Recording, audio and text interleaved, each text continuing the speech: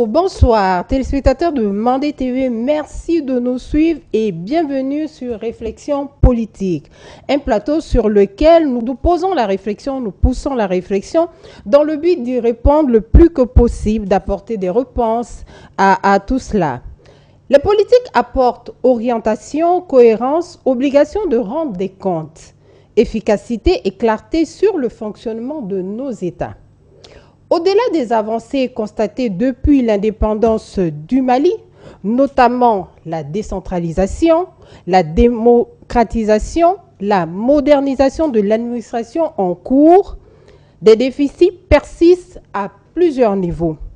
Sûrement qu'il serait intéressant, chers téléspectateurs de Mandé TV, de se demander quelle orientation et efficacité de nos politiques, quels sont les défis civilisationnels et comment les surmonter. D'où notre réflexion du jour qui a pour thème « Vision politique et défis civilisationnels impératifs pour le Mali ». Pour en débattre, pour pousser la réflexion, chers téléspectateurs de Mandé TV, j'ai des invités. Mon premier invité est professeur Clément Dembélé. Il est universitaire et homme politique. Professeur Dembélé, bonjour. Bonjour, madame. Ou professeur Clément, comme on le dit le plus généralement. Comme vous voulez, il n'y a pas de souci. Ça vous va? Bienvenue sur le plateau de Mandé TV. C'est moi qui vous remercie pour l'invitation. Merci vraiment d'avoir accepté l'invitation. Notre second invité, chers téléspectateurs de Mandé TV, est Monsieur Mokhtar Ousmane Sy. Il est président du mouvement Génération Engagée. Monsieur Sy, bonjour. Bonjour. Bienvenue sur le plateau de Mandé TV. Merci beaucoup. Merci de m'avoir invité. Merci bien. Alors, sans plus tarder, nous allons aller dans le vif du sujet. Alors, j'ai annoncé les thèmes. Vous avez entendu, je veux que vous puissiez apporter votre pierre à l'édifice. Tout de suite, je veux vous demander, professeur Clément Dembélé, quelle analyse faites-vous de tout ce qui est vision politique, politique au Mali, défis civilisationnels? En un mot, depuis l'indépendance à aujourd'hui, le Mali a fait une certaine lancée, un certain progrès. Il y a eu évidemment la démocratie. On peut dire que le Mali est un pays démocratique ou pas. J'aimerais bien que vous puissiez avancer dans vos analyses. C'est beaucoup plus complexe. Est-ce que le Mali est un pays démocratique? Ça dépend plus ou moins de la définition qu'on va donner à la démocratie. Alors, quand vous demandez à Fili Dabo Sissoko est-ce que Modibo Keïta était démocrate, il vous dira non. Modibo Keïta n'a jamais été un démocrate. Et quand vous posez la question à Fili Dabo Sissoko sur la politique économique de Modibo Keïta qui était défini comme le socialisme africain, il vous dira que c'est un piètre plan politique et économique qu'il a amené le Mali jusqu'en 1968. Quand vous demandez à la génération des démocrates, ceux qui ont amené la démocratie telle que nous la connaissons aujourd'hui, vous posez la question à Alpha Omar Konaré, à Mohamed Lamine Traoré, à Aliou Diallo, à Mme Sika Toussou. Est-ce que Moussa Traoré était un démocrate? Non, Moussa Traoré n'a été qu'un dictateur qui n'a rien compris, qui pensait qu'il était l'homme providentiel, qu'il était né pour gérer seul le Mali avec une petite équipe de bourgeoisie comprador au détriment du peuple.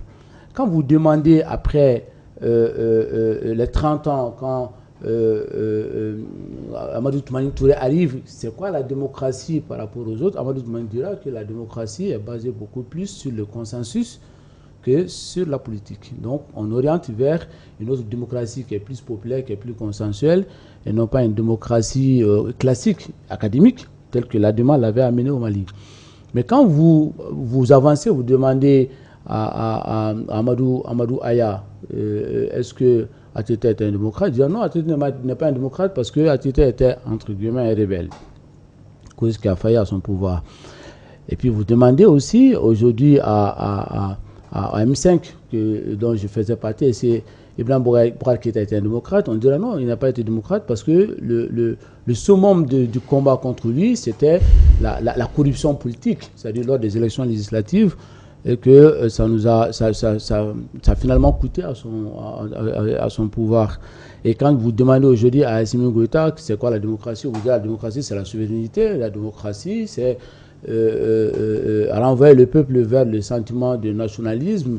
La démocratie, c'est de retrouver l'intégrité territoriale et repousser les chances électorales. C'est ça, sa démocratie aussi. Donc, Alors, quelle démocratie nous allons prendre? Je pense qu'en faisant une étude diachronique du Mali depuis 1960 à nos jours, chaque régime a eu son démocratie. C'est le peuple malien qui n'a jamais bénéficié de la démocratie au Mali. D'accord, chaque régime a eu une démocratie, mais cela n'empêche sa démocratie. Cela n'empêche une vision politique, elle doit être là. Quelle analyse faites-vous, par exemple, des différentes visions politiques? Parce qu'on peut dire aujourd'hui des différentes visions politiques. Faites-vous? Moi, je suis beaucoup plus partisan de la démocratie. Quoique aujourd'hui, on a du mal à dire cette vérité. Je suis plutôt partisan de la démocratie de 1991 à nos jours. Je fais partie des enfants de cette démocratie. C'est ce modèle démocratique que je veux. Je m'explique. Je suis contre un homme avec un régime, même si Moussa Traoré il avait l'UDPM, une ordre démocratique du peuple malien. J'insiste sur le mot démocratie. Mais il faut une démocratie. Les gens n'ont pas compris que la démocratie, ce n'est pas purement politique. Donc je fais partie de cette génération qui a émergé, qui a compris que la démocratie a un impact économique. La démocratie, c'est aussi la bonne gouvernance, c'est la bonne justice. Et cette démocratie, je pense que c'est après Moussa Traoré jusqu'à nos jours. Et nous sommes en train de chercher la voie réelle de cette démocratie. Elle est là, elle doit être consolidée, elle doit sauver, elle doit sauvegarder. Et nous avons du mal à protéger cette démocratie. D'accord, merci. Parce que cette démocratie souvent a été victime de propagande et de mensonges dans lesquels nous vivons aujourd'hui. D'accord, merci beaucoup, professeur.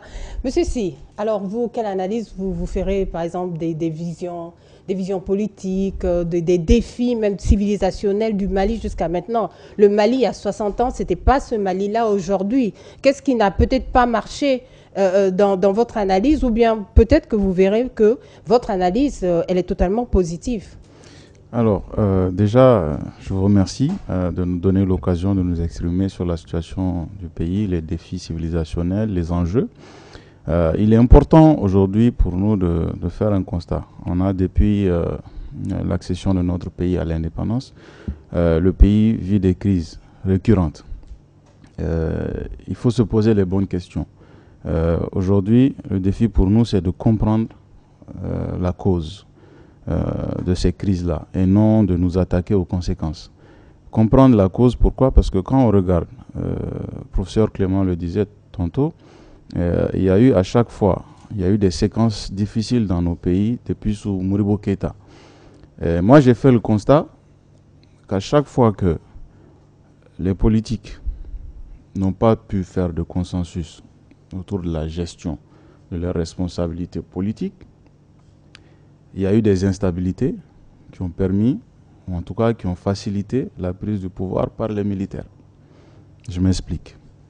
Sous Modibo Keïta, il y a eu des mésententes dans la conduite des responsabilités. Il y en a qui ne voulaient pas que Modibo aille vers le socialisme, il y en a qui critiquaient justement le modèle économique. Et il y avait des tensions entre eux, et cela a occasionné un coup d'État parce que le pays vivait dans une situation difficile. Quand on prend la même chose avec Moussa Traoré, c'était la même chose. Il y avait des points de vue différents au niveau du parti. C'était difficile. Il y en a qui aspiraient à la démocratie. Il y en a qui voulaient rester dans un État autoritaire commandé par Moussa Traoré. Et ça nous a fait aboutir encore une fois à un coup d'État, même si ça avait été occasionné par le mouvement démocratique. Mais il y a eu quand même, c'est parce qu'il y avait des mésententes entre les acteurs politiques. Et rebelote, même sous ATT, qui va succéder à ATT? Les questions, quand il s'agissait d'organiser les élections, il y en a qui incitaient ATT à faire un autre mandat, il y en a qui déjà étaient dans des plans pour succéder à ATT, et alors qu'il y avait des problèmes politiques sérieux qu'il fallait gérer. Et donc, rebelote, il y a eu encore un coup d'État. Pareil pour le M5 RFP, qui a conduit à la chute du régime Ibeka. C'est la même chose. Les acteurs politiques n'ont pas pu faire preuve de consensus. Si le président Ibeka, paix à son âme, avait pu organiser un cadre politique qui était à l'écoute des revendications faites par le M5 RFP et toutes les actions qui ont été menées, peut-être qu'il aurait pu éviter un coup d'État. Est-ce qu'il n'était pas aussi un peu trop tard? Voilà, non, mais dès le départ, des propositions ont été faites par le M5 RFP pour co-organiser, en tout cas co-gérer le pouvoir, de sorte à trouver une sortie de crise par le haut. Et je pense qu'à un moment donné, le président était même dans ce cadre-là, favorable, mais c'est les lobbies politiques qui avaient derrière qui n'étaient pas pour. Donc, ça nous a encore mené à un coup d'État. Donc, moi, je pense qu'il faut se poser les bonnes questions dans notre histoire politique. Qu'est-ce qui n'a pas marché? Et ce qui ne marche pas, c'est que les hommes politiques doivent comprendre qu'ils ont cette responsabilité de trouver les compromis nécessaires dans les périodes de crise pour préserver l'essentiel, pour sauver la démocratie. Ensuite, les militaires. Les militaires aussi doivent, dès à présent, comprendre qu'ils peuvent gérer leurs responsabilités régaliennes, leur mission de servir le pays, de défendre le pays, de défendre le territoire, sans être forcément au pouvoir. Donc, être dans la logique d'une armée complètement républicaine. Mais comme on est aujourd'hui, à chaque fois, on tombe, on se relève, on tombe encore, ça veut dire qu'il faut déjà comprendre quels sont nos défis. Aujourd'hui, il y a eu le défi de l'indépendance qui est passé, il y a eu le défi économique, il y a toujours le défi économique. Il y a toujours, non, ça c'est des défis récurrents. Mais aujourd'hui, pour moi, on est dans une phase où il nous faut gagner un combat. C'est celui des valeurs. Mais est-ce que, moi j'ai envie de vous poser une question, on va évidemment développer tout ça, mais est-ce que le combat aujourd'hui n'est pas le combat de maintenir une certaine vision pour le pays? Parce qu'on a l'impression qu'il y aura toujours des couacs. J'en arrive. C'est pourquoi je disais, vous m'avez coupé, je disais, le défi aujourd'hui c'est de gagner le combat des valeurs. Des valeurs dans la politique. Quand on fait la politique, on doit apporter des réponses aux problématiques de la société avec une vision. Quelle est cette vision-là? Ils sont peu dans notre arène politique à faire de la politique pour une vision. La plupart n'ont pas de projet de société. La plupart ne mènent pas la politique autour d'un idéal. La plupart font de la politique pour accéder au poste de responsabilité, sans avoir forcément les solutions en main. La plupart ne choisissent pas un créneau pour rentrer dedans. Le professeur Clément a choisi son créneau, il est rentré dedans. La lutte contre la corruption, la bonne gouvernance, et il l'a fait. Et tout le monde a vu, c'est un idéal qu'il a porté, aussi bien dans la vie associative que dans le milieu politique. Même, je me rappelle, au niveau du M5, c'était les mêmes discours qu'il tenait. Donc, il faut une logique. Et tant que nos hommes politiques n'auront pas compris que la politique, ce n'est pas un métier. La politique, ça se fait avec une vision. La politique, c'est pour servir le pays. Croire en un idéal, porter des valeurs et aller vers sa vision. Et moi, je pense que c'est pour cela que le processus au Mali est tellement fragilisé, parce que tout simplement, on n'a pas su faire les compromis politiques nécessaires pour faire face à certaines crises. Et c'est pour ça que les militaires ont toujours eu l'accès facile au pouvoir. D'accord. Merci, Si. Mais maintenant, professeur, les visions, est-ce qu'il faut forcément être militaire ou politicien pour ne pas avoir de vision? La vision, on doit l'avoir. Non, en fait, pas du tout. Vous savez qu'un pays se gère à trois niveaux. Le premier niveau de la gestion d'un pays, et malheureusement, comme il a dit, les hommes politiques, les militaires n'ont toujours pas compris dans la majorité qu'un pays se gère à travers une idéologie structurée. C'est-à-dire qu'il faut avoir, et cette vision-là même dont vous parlez, cette vision, elle est liée à une idéologie structurée. Il faut d'abord connaître son pays, il faut savoir d'abord avec quelles idées, quels sont les idéaux par lesquels vous allez gérer le pays. Donc l'ensemble de ces éléments forment une idéologie structurée. Même dans une révolution, il faut avoir une idéologie qui est structurée. Deuxièmement, il faut avoir des objectifs précis. Ça nous manque énormément. Les gens viennent, ils ne savent pas quel objectif, et on met en place un gouvernement, on ne sait pas quel est l'objectif de ce gouvernement. Aucun ministre n'a un cahier de charge, il n'y a pas un objectif imposé à un ministre, à un département. Le président de la République du Mali ne sait pas qu'est-ce qu'il doit faire, qu'est-ce qu'il doit dire, où est-ce qu'il doit aller, comment il doit faire les choses. On est là, on est en train d'adorer avec notre culture de la royauté un président pensant que c'est un homme providentiel qui est tombé du ciel, qui doit régler notre quotidien et tout le monde attend que cet homme seul fasse le miracle. Donc il n'y a pas d'objectif précis, et tout le monde est là, et ça tourne en rond, et c'est ce qu'il expliquera plus tard. La question de l'administration, la question de la gestion financière, la question de la gestion judiciaire, la question de l'administration, la question même de l'État en état de déliquescence qui fait qu'aujourd'hui, on n'arrive pas à atteindre des objectifs parce qu'on n'en a pas. Troisièmement, pour terminer, il faut des missions spécifiques. Là, on revient à ce qu'il avait dit. C'est que comment vous pouvez prendre, par exemple, quelqu'un qui a fait des études d'agronomie et vous le mettez dans l'économie numérique. Je suis désolé.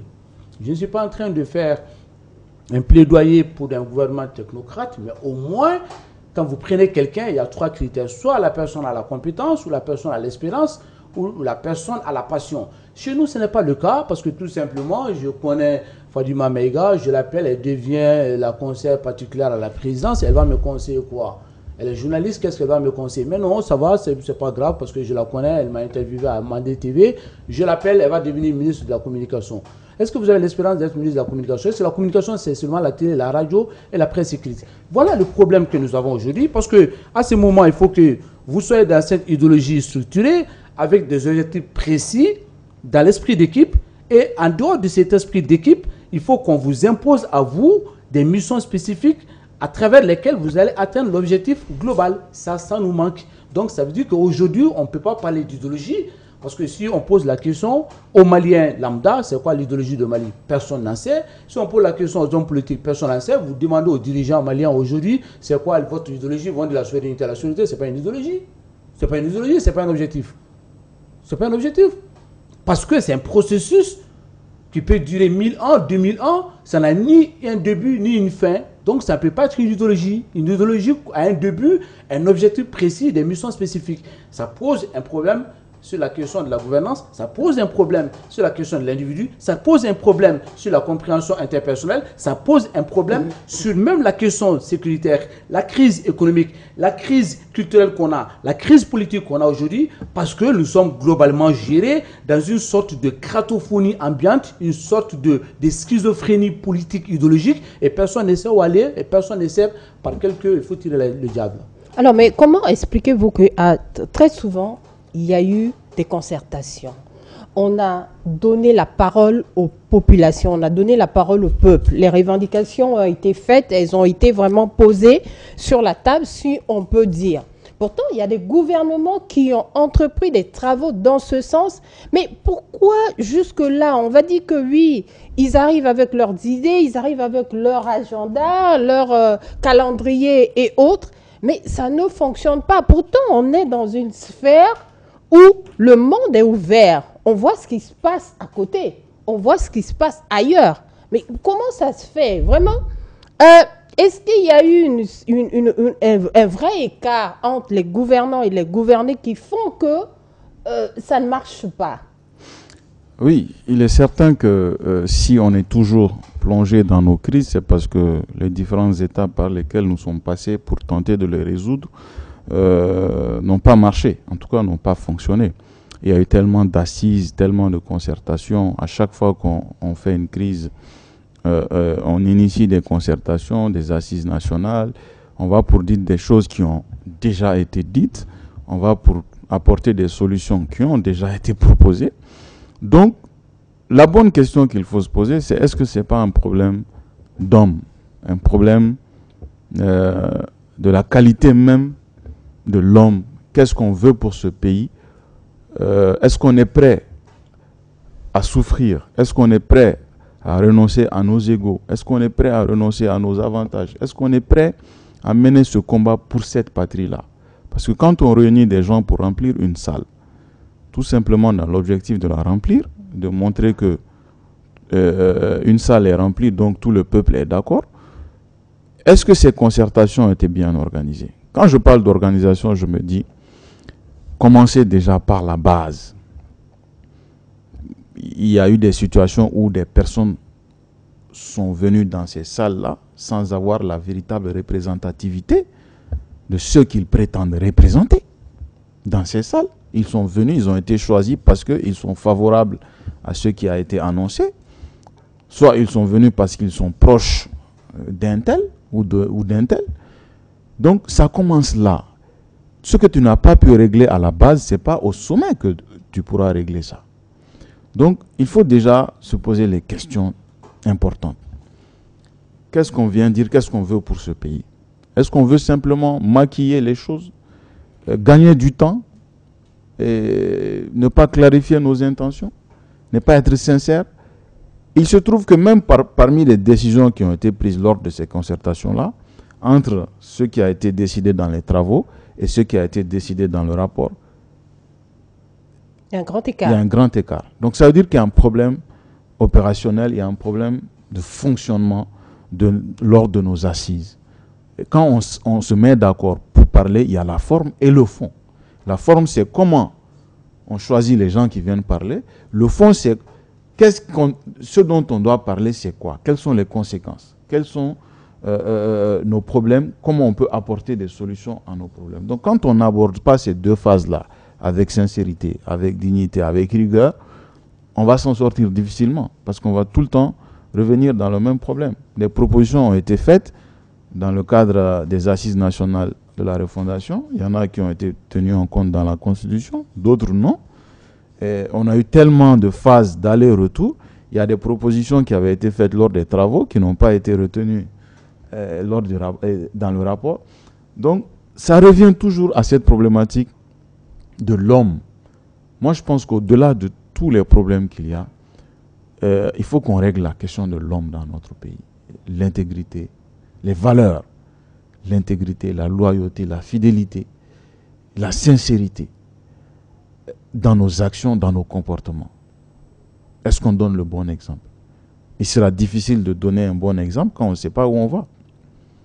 Les objectifs, Clément en a parlé. Est-ce que les objectifs sont les mêmes pour tout le monde? Est-ce que les intentions sont claires? Et tant qu'on ne maîtrise pas ça, on ira difficilement loin. On va toujours revenir dans les crises parce que quelqu'un aura toujours une bonne raison pour faire un coup d'État. D'accord. Je reviens vers vous, professeur Clément, par rapport à ça, ces concertations qui se font et refont, qui ne donnent pas... Voilà. Qu'est-ce que vous pouvez dire à ça?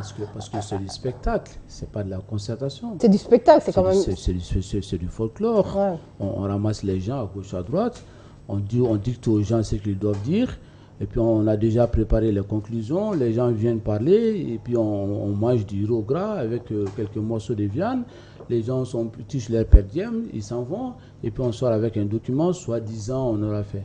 Mais il n'y a pas eu de concertation dans ces pays, ils sont sincères.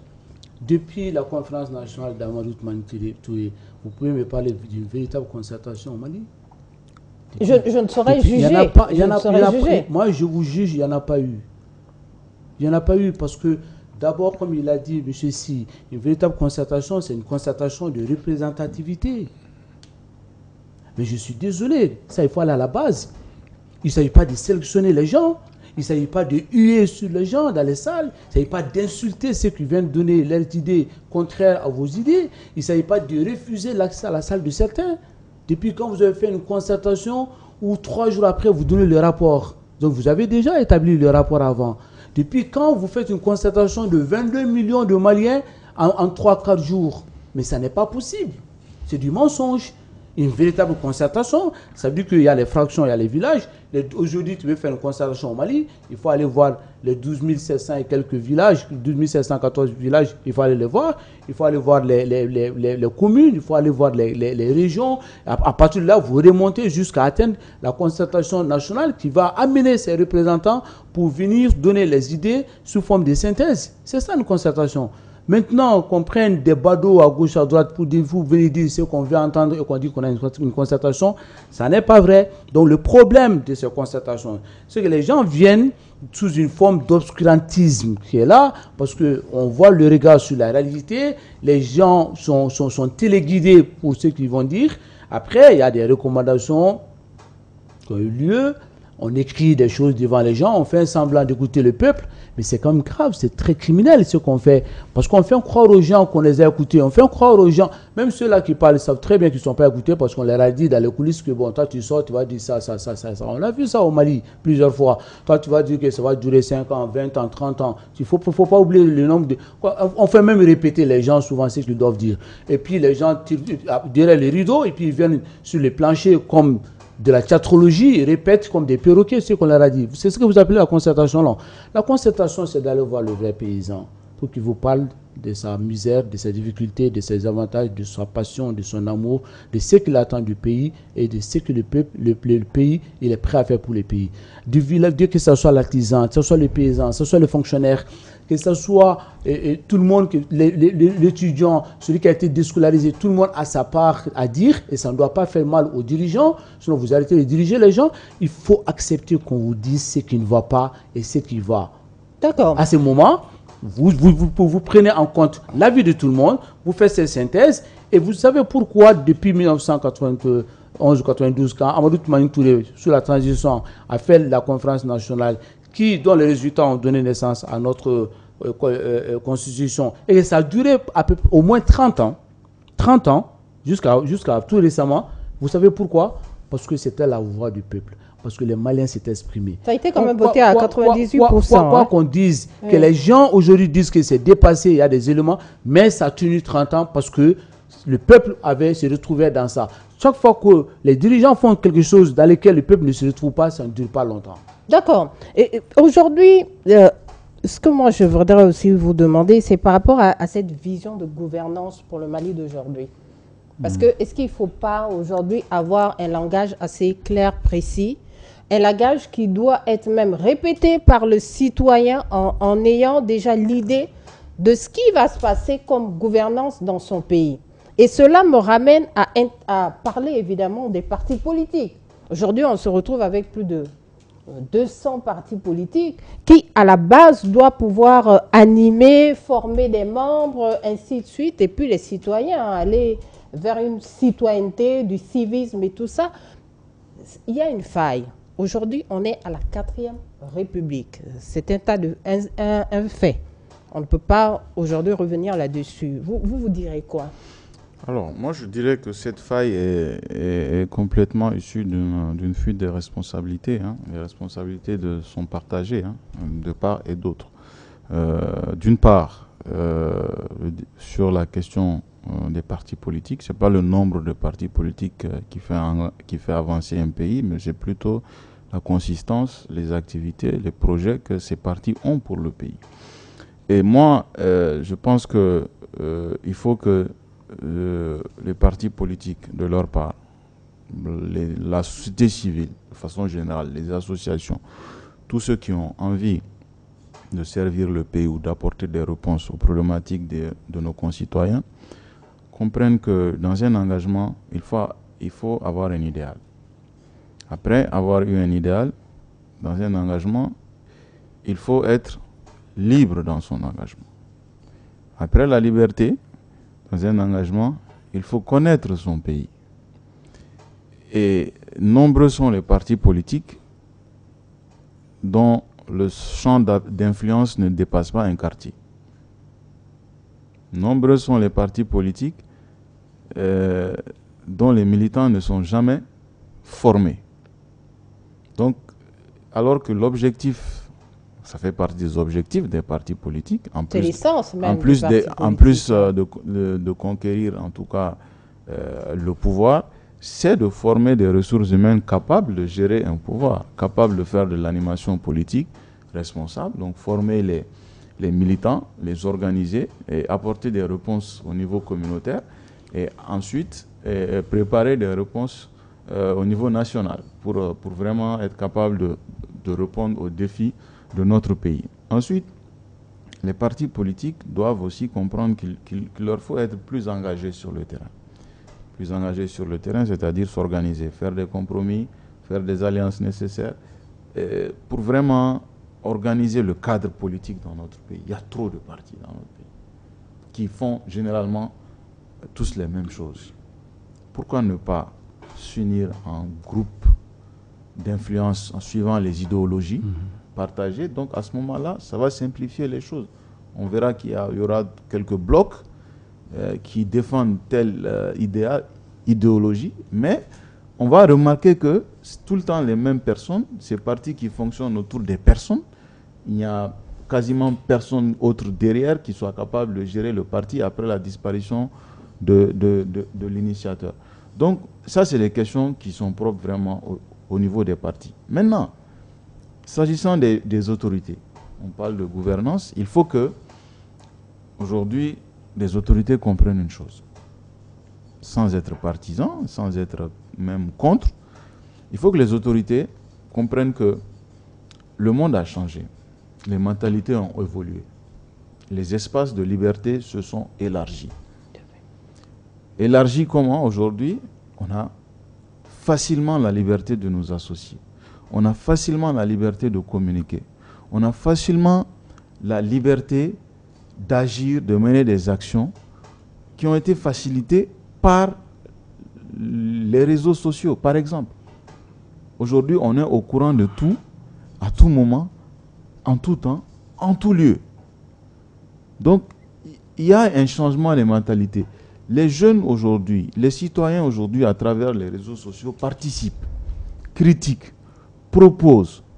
Donc, les dirigeants doivent comprendre qu'il leur faut être à l'écoute de ces personnes-là. Il leur faut être à l'écoute des populations. Parce que ces populations demandent à ce qu'on leur rende compte. Ces populations demandent de la redevabilité aux dirigeants. Un dirigeant, pour qu'il soit responsable, il faut qu'il soit capable d'être redevable, qu'il aille vers la base, expliquer qu'est-ce qui se passe. Ces personnes ont besoin d'être associées, pas forcément que leurs décisions soient prises en compte dans la gestion du pouvoir, mais en tout cas, elles ont besoin d'être écoutées et associées. Elles ont besoin à ce qu'on leur rende compte. Et ça, c'est un des défis de notre gouvernance. Il faut que les autorités comprennent cela et que ces libertés-là soient garanties. Ces libertés d'expression, ces libertés d'association, de participation soient garanties, qu'elles puissent être appliquées sans crainte, que ces personnes-là ne soient pas empêchées dans l'exercice de leur liberté. Donc ça, pour moi, ça fait partie des défis de notre gouvernance. Nos responsables doivent comprendre cela. Plus ils vont chercher à opprimer les peuples, plus ils vont chercher à restreindre les libertés, plus on va tomber dans des situations conflictuelles, parce que les gens vont commencer à s'opposer. Et quand les gens commencent à s'opposer, ça finit toujours par un coup d'État, par un renversement, en tout cas par une situation conflictuelle. Donc pour éviter cela, il faut donner aux gens le sentiment de leur importance dans la gestion du pays. Et ça, c'est vraiment important. D'accord. Professeur Dambélé, qu'est-ce que vous avez à rajouter par rapport à ça? C'est d'autant plus vrai que, vous savez, nous avons la culture, entre guillemets, dominante, mais l'expression n'est pas sociologiquement correcte, c'est la culture du mandé. Et dans cette culture du mandé, il y a l'épopée mandingue qui rapporte que Soumaoro Kanté avait mis dans la gourde la bouche des Mandinkas, c'est-à-dire qu'il avait opprimé les gens dans leur expression, dans leur liberté d'expression.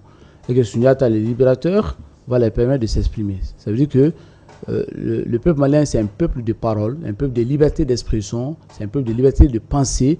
Et l'échec de Soumaoro Kanté vient principalement du fait qu'il a empêché les Mandinkas de s'exprimer, de penser librement.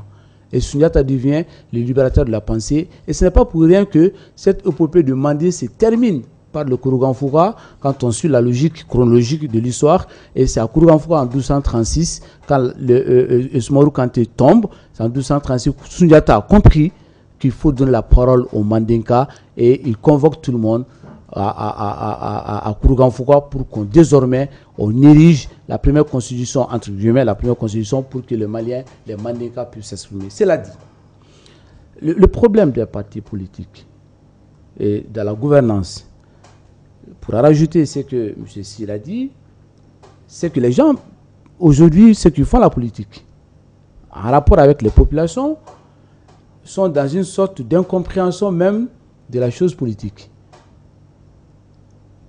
Très peu parmi nous qui se posent la bonne question, c'est que dans les écoles de sciences politiques qu'on pose au préalable what, who, when, where, why, qu'est-ce que c'est la politique? Déjà, vous demandez aux hommes politiques, pour la plupart, pas tout le monde, vous demandez aux Maliens, pour la plupart, pas tout le monde, c'est quoi la politique? Ils vont vous parler de la politique dans une dimension purement électoraliste. Tout comme les gens n'ont rien compris dans la démocratie, la plupart des gens vont dire que la démocratie, ce sont les élections. On ne pense pas que c'est la façon de faire les élections, ce ne sont pas les élections. Même Hitler a fait les élections, en Chine on organise les élections, en Russie on organise les élections. Donc la démocratie, ce n'est pas d'organiser les élections, c'est la façon d'organiser les élections. Maintenant, il y a cette incompréhension qui fait qu'aujourd'hui, le peuple malien majoritairement, ne sait pas ce que c'est la politique d'abord. Ensuite, la question où, qui sont ceux qui doivent faire la politique? À ce moment, il faut interroger notre dimension, notre civilisation, notre terroir. C'est une question morale. La politique, elle n'est pas faite pour tout le monde. Tout le monde ne peut pas être politicien. Il faut un degré de dignité, d'engagement. Il faut l'honneur, il faut une vision, il faut une constance, comme il a dit. Il faut une consistance. Il faut une implication quotidienne dans son pays, dans son milieu naturel, dans son village, dans son quartier. Il faut avoir une probité à tel point qu'on peut te confier la chose publique. Ce n'est pas le cas. Les gens pensent que nous sommes dans une sorte de politique mercantile où c'est le plus riche qui distribue des billets aux pauvres qui doivent voter pour lui. Ce n'est pas de la politique, ce n'est pas de la démocratie. C'est une sorte de tronquer, de violer la conscience du peuple et de tronquer l'espace politique. C'est ce qui a pourri notre espace.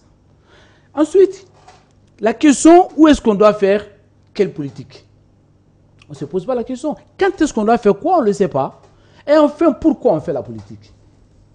Madame Maïga, demandez aux hommes politiques pourquoi on fait de la politique. Est-ce que c'est juste pour avoir du pouvoir? Est-ce que je suis juste pour imposer sa volonté à ceux qui dirigent avant nous? Est-ce que la politique, c'est de revendiquer la voix du peuple? Est-ce que la politique, c'est que j'ai une idéologie, j'ai un idéal de société et je veux imposer cet idéal-là pour que ceux qui sont au pouvoir aujourd'hui comprennent qu'ils ne sont pas seuls aptes à diriger. Cette politique athénienne, depuis la Grèce antique, elle n'est pas appliquée parce que souvent l'opposant est considéré comme étant l'ennemi. On l'a vu avec le feu Soumaïla Cissé ou certains, on l'a traité de tout là. Je ne suis pas là pour faire sa plaidoirie. Mais à un moment, Soumaïla Cissé était considéré par certains comme étant l'ennemi du peuple parce qu'il n'était pas dans la mouvance présidentielle.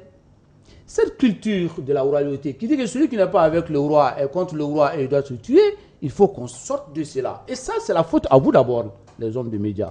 Vous êtes les premiers responsables et coupables. J'arrive là-dessus. Non, mais vous êtes les premiers coupables et responsables de ce fait parce que vous n'avez pas su, un moment, avoir cette audace, ce courage, cette détermination de vous démarquer de l'espace politique pour informer le peuple. L'information, la formation, la sensibilisation, la mobilisation du peuple commence par les médias, quelle que soit la forme. Ça n'a pas eu lieu. La deuxième responsabilité incombe aux hommes politiques qui ont compris qu'il faut se jouer avec l'esprit du peuple. Il faut profiter de la misère des populations. Il faut d'abord vider la tête du Malien. On a détruit l'école, on en viendra.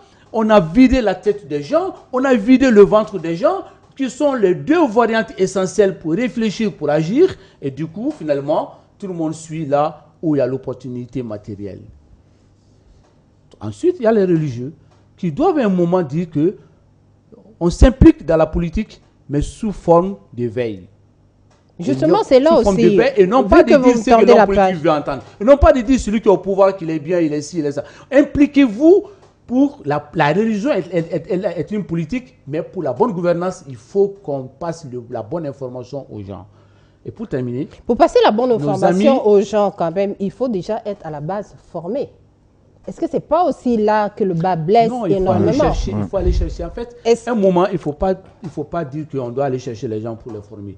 Il faut que les gens aient le courage, en tant que leader religieux, d'aller chercher l'information. C'est à vous d'aller chercher l'information, de vous instruire, de vous dire tout simplement qu'à un moment, soit je ne parle pas, ou si je dois parler, parce que je suis en possession des bons éléments de langage.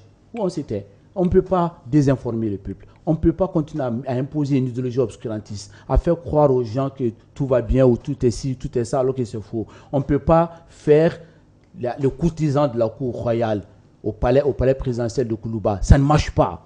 Aujourd'hui, vous voyez les conséquences dans lesquelles nous sommes, parce que tout simplement, à un moment, il y a des catégories de Maliens qui n'ont pas su, à un moment, prendre l'opportunité, le courage de dire la vérité au peuple malien. Et le peuple malien, à un moment, a cru que un homme politique, c'est un milliardaire, a cru qu'un homme politique peut dire tout ce qu'il veut, a cru qu'on peut faire des promesses et que la politique s'arrête à la promesse. Encore aujourd'hui, certains pensent que faire une campagne présidentielle, c'est des promesses seulement et ça s'arrête là.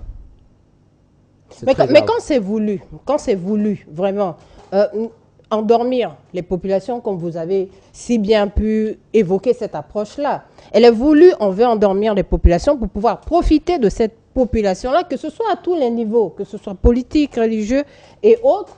Mais au jour d'aujourd'hui, vu l'état actuel du Mali, comment nous pouvons sortir de cela? Quelle est la stratégie, si je puis dire, assez claire, précise, pour nous sortir de cela dans au moins les 5 ans qui arrivent? Alors, moi, je suis persuadé que la seule porte de sortie possible et durable de la crise que nous traversons passera forcément par le dialogue intermalien. C'est-à-dire que les Maliens se mettent ensemble et décident de s'écouter. Les Maliens se disent les vérités. Les Maliens clarifient leurs intentions les uns envers les autres. Les Maliens décident ensemble de leur avenir. C'est quelque chose qui est peut-être vu comme trop optimiste à ce jour, au regard de la situation très critique, le niveau d'instabilité et de division dans notre pays. Le professeur le disait, tant qu'on continuera à considérer que certains sont plus maliens que d'autres, tant qu'on continuera à considérer que quelqu'un aime le Mali plus qu'un autre, on sera toujours dans des questions de séparation. On sera toujours dans des questions de division. On sera toujours dans des questions de mettre les gens les uns contre les autres au lieu de les rassembler. Et ça, c'est vraiment la responsabilité de nos dirigeants actuels. De marcher vers ce dialogue-là, de chercher à réconcilier les Maliens. De chercher à créer ce lien qui a alors existé entre nous. Ce lien qui nous a toujours permis de vivre en communauté, malgré nos différences. Ce lien qui nous a toujours permis de surmonter nos crises. J'ai un regard très optimiste. Je me dis que la solution est à notre portée. Mais il faudrait que à la fois les dirigeants et les citoyens le comprennent. J'ai parlé de la responsabilité des dirigeants. Il est important aussi que je parle de celle de nos concitoyens. Nos concitoyens sont dans une posture trop passive. Ils ont tendance à accepter les choses, à vivre les choses, pour ensuite se révolter et ensuite revenir dans la même situation. Il faut que nos concitoyens apprennent à participer. Nos concitoyens apprennent à donner leur avis. Nos concitoyens apprennent à s'engager. Parce que tant qu'on continuera à recevoir les hommes politiques, à accepter leurs projets politiques sans en connaître le contenu, sans être sûr que ça peut apporter des réponses à nos problèmes, sans être capable de les challenger sur le contenu, est-ce que ce qu'ils disent est vrai, est-ce que ce qu'ils disent est possible ou n'est pas possible, comment ils comptent le financer, et s'ils n'arrivent pas à le faire, qu'est-ce qu'il faut faire? Tant qu'on continuera dans ce schéma-là, on va toujours retomber dans nos problèmes. Donc c'est être capable de faire de la formation, de l'information. Les médias ont une responsabilité fondamentale là-dessus. Donner la chance à tout le monde de comprendre quel est le projet que les hommes politiques ont pour notre pays. Rares sont les hommes politiques au Mali qui se prêtent à cet exercice-là. Même quand il y a des débats, parfois, il y en a qui refusent d'y aller. Là, ce n'est pas la faute aux médias. Hein, non, les médias, je veux dire, ce n'est pas la faute aux médias, c'est les hommes politiques. Ils refusent d'aller parce que tout simplement, ils ne savent pas. Même s'ils ont un projet, ils ne savent pas le défendre. Parce que c'est des projets importés. Ça ne correspond pas forcément à nos réalités. Ils ne sont pas capables d'apporter des réponses qui seront posées par des citoyens avertis, qui sont capables de leur dire, voilà, quel plan avez-vous pour la relance économique? Qu'est-ce que vous proposez? Rares sont les candidats au Mali qui pourront tenir un débat sur ça. Mais on vote pour quelqu'un parce qu'il est beau, parce qu'il a de l'argent, parce qu'il est opérateur économique, parce qu'il va assurer nos arrières, parce que, bon, tout simplement, il a un nom, il faut voter pour lui, et on va choisir des mauvais dirigeants sur la base de réputation surfaite, et après on va tomber dans les problèmes. Nous, on ne choisit pas nos présidents en fonction de leur projet politique, de leur vision. On choisit des présidents parce que cet homme-là est autoritaire, il va assurer les choses. Cet homme-là, il est gentil, il va pouvoir nous mettre ensemble. Non. Il va pouvoir assurer un partage de gâteaux pour tout le monde. Donc, il faut qu'on sorte de ça. Il faut qu'on fasse la politique au sens propre du terme, au sens noble du terme. C'est-à-dire rendre compte, faire ce qu'on dit et dire ce qu'on a fait. Et c'est ça qui va nous permettre de choisir de meilleurs dirigeants pour nos pays. Et j'ai confiance parce qu'aujourd'hui, il y a une nouvelle génération d'hommes et de femmes qui ont compris cela et qui sont en train de se mettre ensemble, de s'organiser pour assurer la relève dans un engagement avec les aînés et non contre eux. Et ça, c'est pour moi, c'est ce qui est fondamental. C'est ce qui va nous permettre d'entrevoir la solution pour notre pays. D'accord. Professeur Dambélé-Van, je veux me tourner vers vous. J'ai compris très bien les approches, les propositions, si on peut dire, ou les recommandations même de Monsieur Si. Par contre, moi, ce que j'ai envie de vous demander, comment tout cela peut réellement se mettre en place quand on sait le degré de corruption, notamment dans nos administrations publiques, il faut le dire. Aujourd'hui, excusez, vous êtes en train de taper sur les médias, mais les médias aussi essayent de faire ce qu'ils peuvent. Et pour ouvrir même cette parenthèse, deux fois on fait appel à des hommes politiques, entre parenthèses, mais qui ne viennent pas. Voilà. Donc au moins ça c'est dit. Je reviens vers vous. Comment faire aujourd'hui pour décanter cette situation politique avec le degré de corruption? Les institutions ne sont pas autonomes, ne sont pas indépendantes. Comment faire pour sortir de ça? Non, parce que tout simplement, dans ces pays, on a un problème de volonté politique. La corruption au Mali n'est qu'une question de volonté politique. Et comment y arriver alors à cette volonté politique? Pour arriver à ça, il y a des outils de lutte contre la corruption. Il faut qu'on arrête de penser que la corruption est un spectacle, c'est une mise en scène. Les outils existent pourtant. Les outils n'existent pas réellement. Il y a des structures qui existent. Vous savez, chaque année, quand on prend le rapport du vérificateur général, le rapport de l'OCLEI, le rapport de la Banque mondiale, du FMI, de l'Union européenne, on prend le rapport de l'Agence de Transparency de Frédéric Ebert. Quand on compile tous ces rapports, on tombe entre 250 et 300 milliards de francs CFA qui disparaissent au Mali ici. Vous savez, madame, 1 milliard, c'est 53 ans, 9 mois, 20 jours, en raison de 50 000 francs par jour. Quand on sait que le Malien moyen ne gagne pas 50 000 francs par jour, il a 45 000. Et c'est 250 milliards de francs CFA qui disparaissent. Ce qui correspond chaque année pour construire 1250 écoles, pour construire 1850 centres de santé, 2500 km de routes bitumées. Ça permet de créer en 5 ans plus de 300 000 emplois pour payer un salaire net chaque salarié à 250 000 francs CFA après les charges. Nous ne sommes pas un pays pauvre. On est pauvrement géré. Et les solutions sont là parce que chaque année, on dépense 15 milliards 900 millions de francs CFA dans les différentes structures de lutte contre la corruption.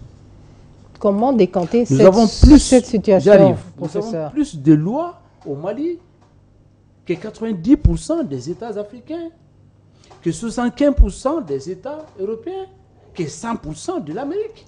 Nous avons plus de lois au Mali. On n'est pas en manque de lois. Nous ne sommes pas en manque de structures. Nous sommes en manque de volonté d'appliquer la loi d'abord. Et ça, c'est une décision du chef de l'État. Parce que nous avons beau dire les ministres machin, non, c'est le président du Mali, le président de la République, le chef de l'État du Mali, qui doit à un moment prendre la décision pour dire on va appliquer cette loi, point barre. Premièrement. Deuxièmement, le problème qui se pose au Mali, c'est un problème d'outils. Comment vous pouvez comprendre qu'au XXIe siècle, lutter contre la corruption commence par empêcher les gens de rentrer en contact direct avec l'argent. On l'a dit plusieurs fois. On peut mettre les gens en prison et je suis un grand partisan de ça. Mais ce n'est pas la solution parce que tu as beau mis les gens en prison, ils vont toujours voler parce que quand on sait que la liberté provisoire, ça correspond à 30% à la caution pour sortir, il y aura toujours des grands voleurs dans ce pays. Quand vous volez 10 milliards, vous sortez 3 milliards, en faisant la liberté provisoire, vous sortez aucune liberté provisoire, elle est toujours définitive au Mali. Vous sortez, vous êtes l'enfant béni, les grillots vont chanter vos louanges en disant que vos ennemis ont voulu vous casser, mais votre maman était une femme dévouée, vous êtes sorti, vous êtes un enfant béni. Maintenant, qu'est-ce qu'on doit mettre en place? Il faut digitaliser notre système de gestion administrative, judiciaire et financière. Ce n'est pas compliqué. Il y a eu des études là-dessus.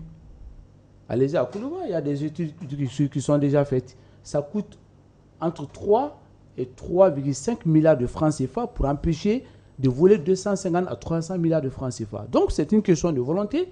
Et chaque année, on prend un rapport du vérificateur général pour aller faire un spectacle, pour aller applaudir, pour aller faire des bisous, etc., pour aller lire à Koulouba. À quoi ça sert? Depuis plus de 12 ans, ça a servi à quoi? Ces rapports.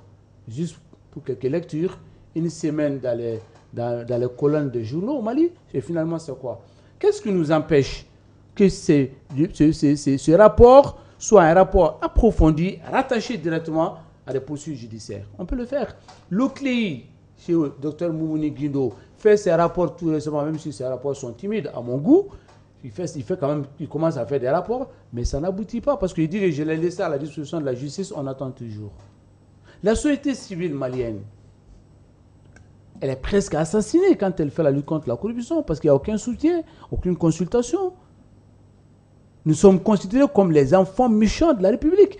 Donc, même les journalistes qui essayent de se spécialiser sur la question de la corruption, ils finissent toujours par changer de ligne ou de disparaître.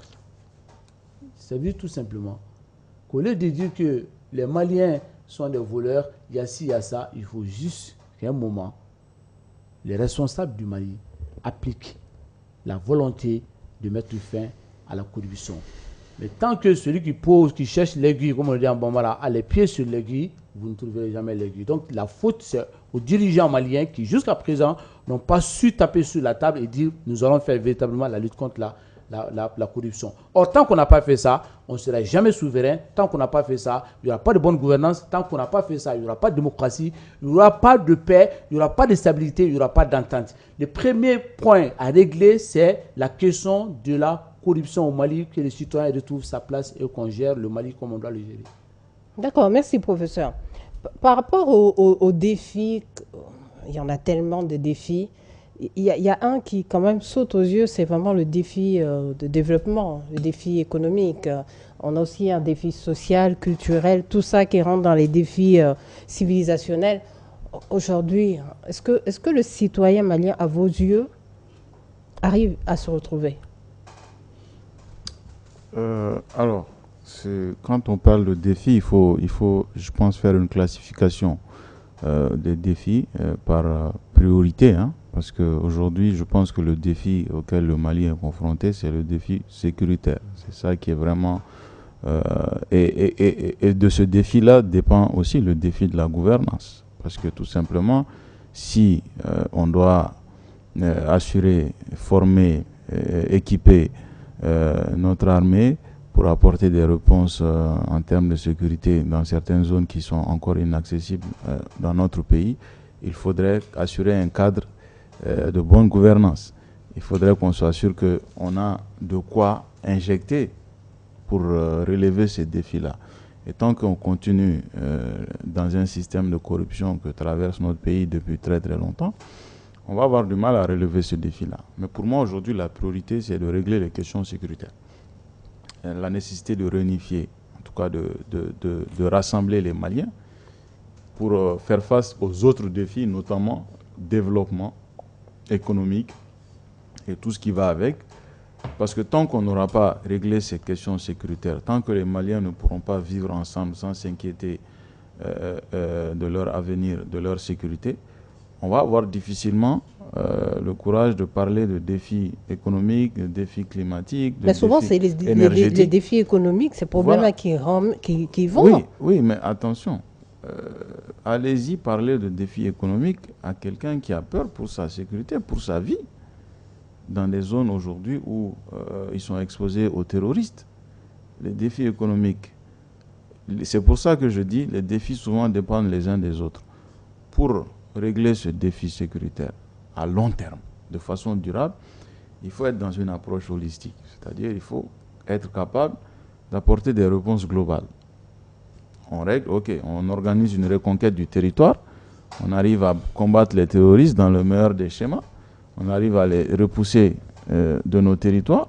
Qu'est-ce qu'on apporte derrière en termes de développement dans la zone, pour éviter ces jeunes-là à aller s'enrôler chez les terroristes après, pour encourager ces jeunes à se battre, à trouver un emploi, à développer leur communauté et pour ne pas, encore une fois, l'exposer aux terroristes. Parce que qui viennent, qui ont des raisons, pour moi, faciles d'enrôler les jeunes, de les avoir, parce qu'ils leur donnent du travail. Pour eux, c'est du travail. Ils sont capables de leur donner de l'argent pour aller se faire exploser quelque part, de leur donner de l'argent pour prendre une arme contre leur propre pays.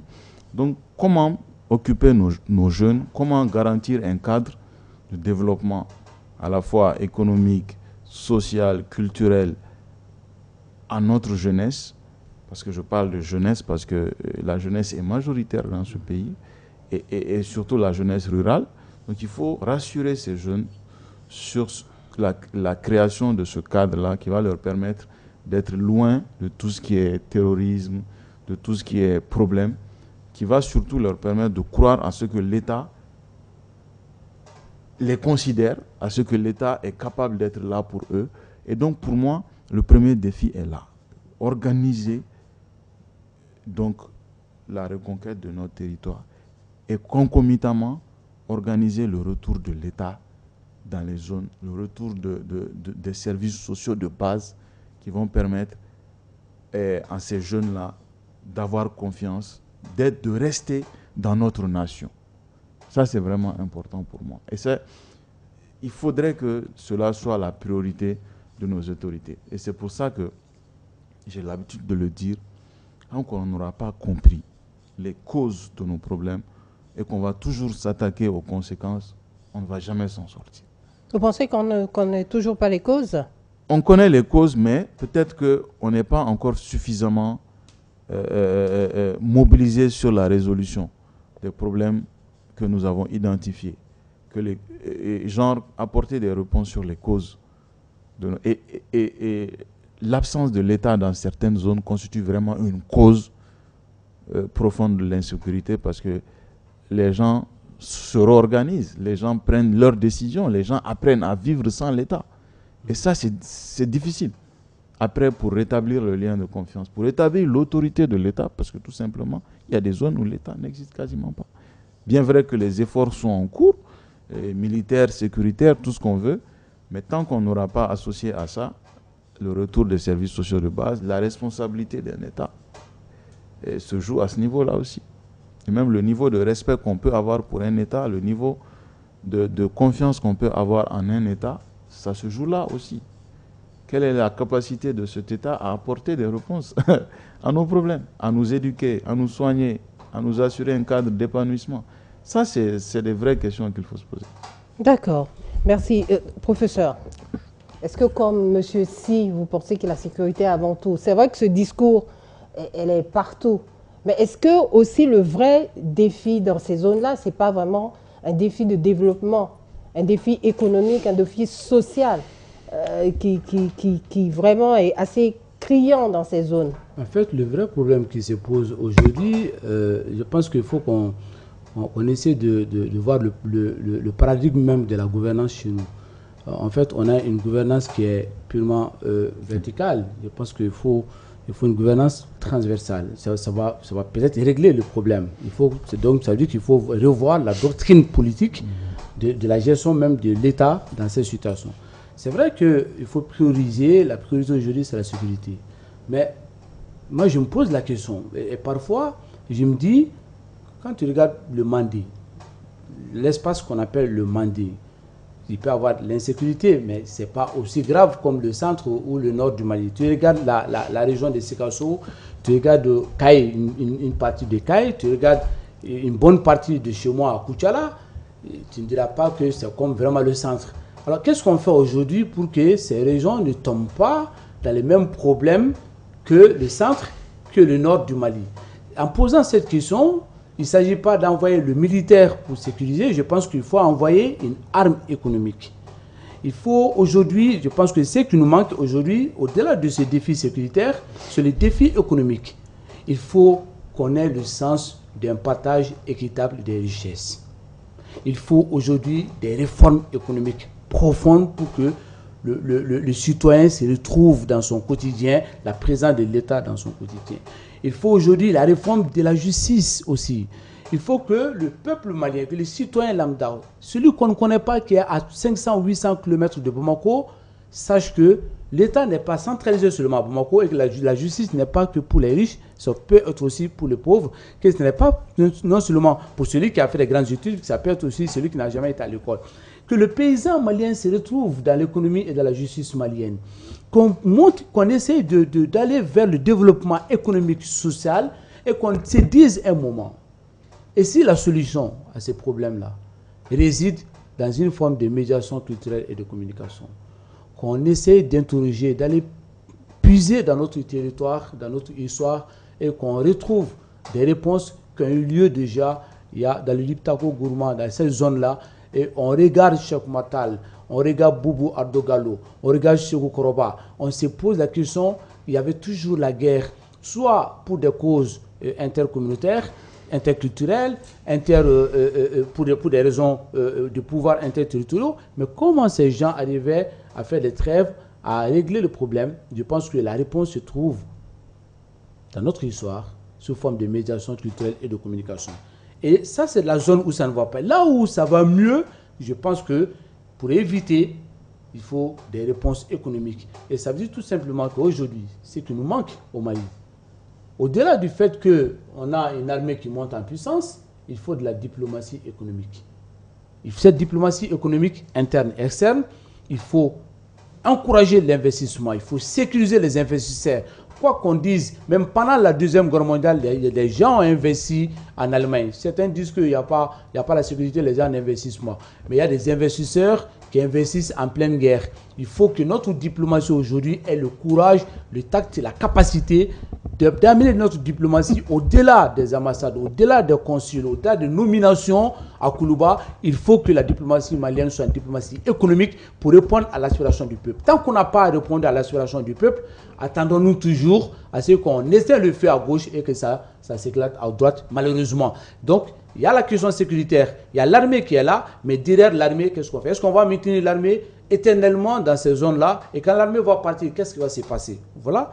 Moi, je me pose des questions et les réponses, elles sont à la fois économiques, elles sont à la fois judiciaires, elles sont à la fois la question, comme il disait, de la politico-stratégique, politico-stratégique, pour dire que la jeunesse qui représente 76% de la population, il a tout à fait raison, parce qu'on ne trouve pas des vieux de 90 ans, de 70 ans parmi les djihadistes, parmi les rebelles qui prennent les fusils. Qu'est-ce qui fait que ces jeunes s'embarquent dedans? Qu'est-ce qui fait que ces jeunes se retrouvent dedans? Ce n'est pas simplement qu'on vient les réciter, les sourates de Coran, parce que parfois, quand les gens ont le ventre plein, ils sont obligés de suivre. Je ne suis pas en train de justifier ce qu'ils font, mais je pense qu'aujourd'hui, il faut qu'on regarde autrement la question malienne au-delà de l'aspect purement militaire. D'accord, merci beaucoup professeur. Vous avez déjà avancé sur les recommandations, chers téléspectateurs qui nous suivent. Merci toujours de nous suivre dans cette réflexion-là. Voilà, on arrive presque à la fin, les sujets sont bouillants, on a beaucoup à dire. Malheureusement, il faut qu'on s'arrête quelque part. Monsieur Sy, quelles sont vos recommandations aujourd'hui pour avoir une vision politique, pour vraiment faire face à ces défis civilisationnels? On a fait beaucoup de recommandations depuis le début du débat, mais on ne cessera jamais de le faire. La répétition est pédagogique. C'est de dire que les Maliens doivent être ensemble, s'accepter dans leur diversité, s'écouter, s'éloigner des incompréhensions, accepter de se dire les vérités sans forcément déstabiliser quoi que ce soit. Parce que ce pays est le seul que nous avons. Et si nous ne faisons pas attention, nous risquerons de le perdre. Si nous continuons à nous tirer des balles dans le pied, si nous continuons à nous diviser les uns les autres, il faut absolument qu'on fasse une union sacrée autour de notre pays, mais dans la vérité et dans un esprit de construction. Et en termes de responsabilité, la responsabilité est partagée. Il y a les dirigeants et les dirigés. Aux dirigeants, je veux dire de faire appel vraiment à leur sens élever des responsabilités. C'est-à-dire de considérer les citoyens. En considérant les citoyens, c'est d'être un bon exemple pour eux. En considérant les citoyens, c'est être capable de les écouter. Considérant les citoyens, c'est être capable d'apporter des réponses minimales à leurs aspirations. On sait que le pays traverse une situation difficile. C'est aussi être capable de serrer la ceinture avec les populations. Non seulement ne pas se contenter, de leur demander de serrer la ceinture, mais serrer la ceinture avec eux. Demander également aux dirigeants de faire les bons choix pour le pays. Et les bons choix pour le pays, c'est les choix dans l'intérêt du pays, c'est dans l'intérêt des Maliens.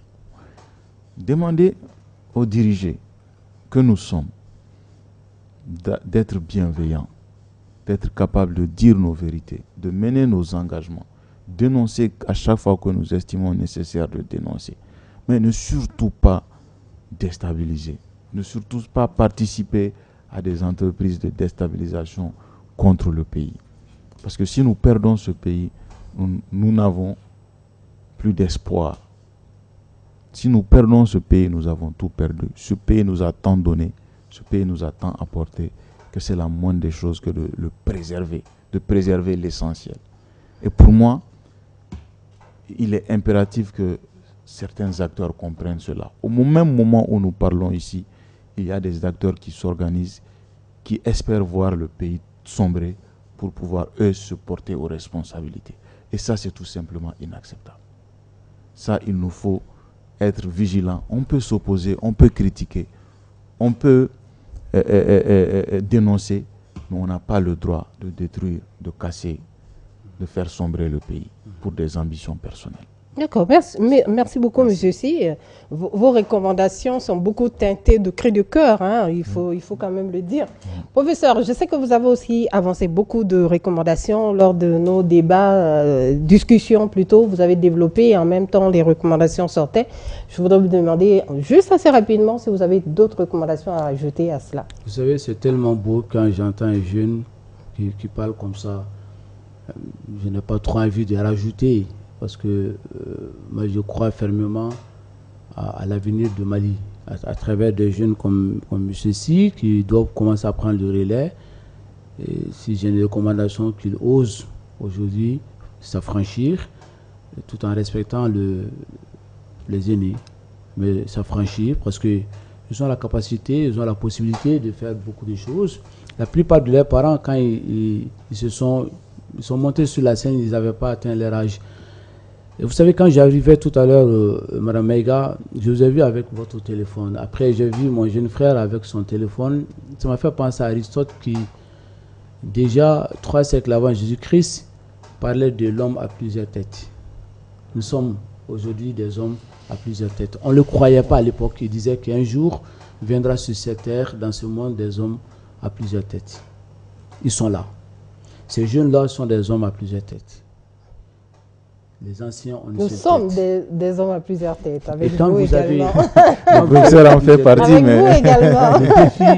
Le défi civilisationnel aujourd'hui, comme vous avez dit, ce n'est pas de nous enfermer dans notre ego, ce n'est pas de nous enfermer dans notre vision individualiste, mais de nous ouvrir aux autres, de nous ouvrir aux autres tout en préservant ce qui est bien pour tous. Tout à fait. C'est ce qui est important. Alors vous allez me poser la question, qu'est-ce qui est bien pour tous? La première chose, c'est que Bamako n'est pas le Mali. Bamako n'est qu'une infime partie du Mali. Pensons aux autres. Tout à fait. Et le Mali ne se limite pas à Bamako. Mais en pensant à cela, il faut que les gens comprennent que le Mali, ce n'est pas seulement aujourd'hui.